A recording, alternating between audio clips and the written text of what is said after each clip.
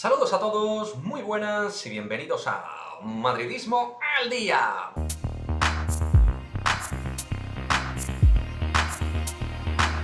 Victoria del Real Madrid en Giuseppe Meazza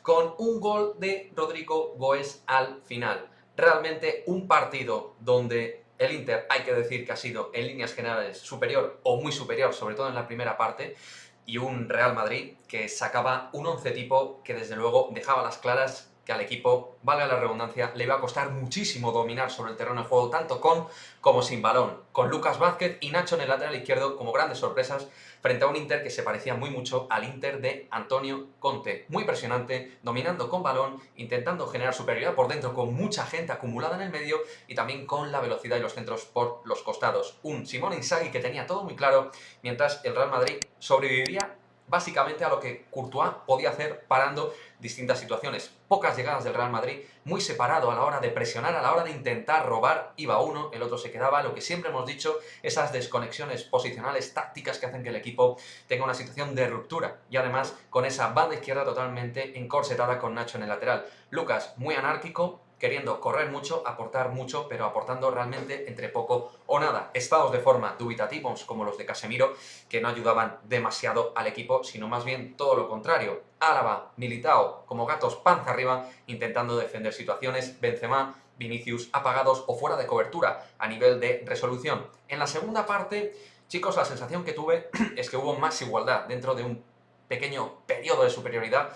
momentánea intermedia del Inter. Sí que vi que el Real Madrid estaba mejor colocado en el campo. Ahora hablaremos de los 15 últimos minutos con Rodrigo y Camavinga, que es cuando el equipo se estira junto a lo voy a comentar ya sí, Fede Valverde espectacular, tras Courtois, para mí, el mejor del equipo, junto a Rodrigo y Eduardo Camavinga, claves en la victoria final, pero Valverde es el que hace que se estire el equipo. Modric creo que estaba algo cansado, le superó el ritmo de competitividad al máximo nivel Champions y creo que es normal que entrara Camavinga por él. Ancelotti, todo lo mal que estuvo en cuanto a la confección del equipo en primera instancia, luego lo parcheó, lo arregló con la entrada de Rodrigo en primera instancia, generando profundidad por el lado derecho, cosa que solo hacía a ratos Carvajal, y con un Camavinga que entró en los 10 últimos finales, en los 10 últimos minutos finales, siendo absolutamente decisivo con esa asistencia a Rodrigo Goes. Espectacular pase de Fede, picada brutal, Camavinga penetrando en línea 3/4 y pasando el joven francés de manera súper precisa al otro joven brasileño, a Rodrigo Goes. En lo sumatorio, obviamente, no hemos merecido la victoria si contabilizamos el total de las ocasiones, pero el fútbol no es cuestión solo de merecer, sino de poder. Y al final, ellos tienen a Handanovic y nosotros tenemos a Courtois, que es uno de esos porteros que te ganan partidos en grandes citas, con un índice de presión brutal que ha sufrido hoy el Madrid,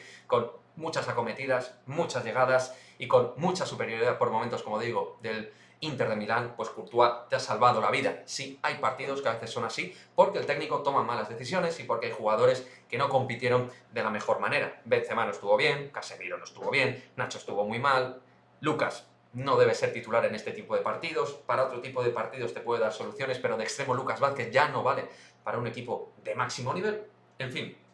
varias notas. Camavinga tiene ese dulce, ese duende, ese punto de jugador que nace con algo distinto, calidad, físico, capacidad, llegada, fútbol de última generación, que con Valverde tienen que ser jugadores que le vayan dando tanto a Kroos como a Modric resuello en esa línea al centro del campo. Kroos y Modric van a seguir contando, pero Camavinga está pidiendo galones y Valverde ya los tiene. Casemiro debe coger la forma, porque en la segunda parte es verdad, chavales, que sí, que posicionalmente estiró al equipo un poquito más, él comandó junto a Álava y Militao el presionar más arriba, y eso sí que hizo que el Inter, salvo un par de situaciones donde sí consiguió llegar con Dumfries luego en la segunda parte, sustituyendo a Darmian en esa zona, y sí que hizo daño el Inter, pero realmente mucho más eventual su daño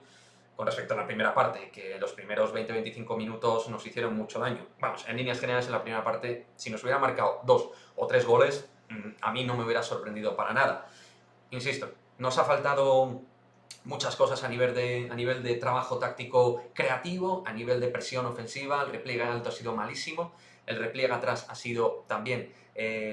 fallón por momentos. A la hora de atacar, atacábamos con pocas piezas, teníamos poca capacidad de acordeón, de atrás adelante, lo que es en bloque, en grupo, trabajar todos juntos nos ha costado muchísimo, pero bueno, 3 puntos primeros, hemos debutado con una victoria y Ancelotti espero que se entere que hay jugadores que para ciertos partidos están y para otros de enjundia no están, y que también se entere de que, oye, pues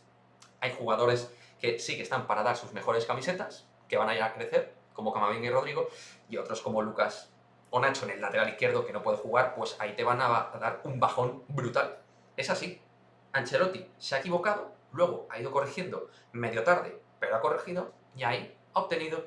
un triunfo que nos hace dormir muy contentos, pero también sabiendo que hay cosas que corregir.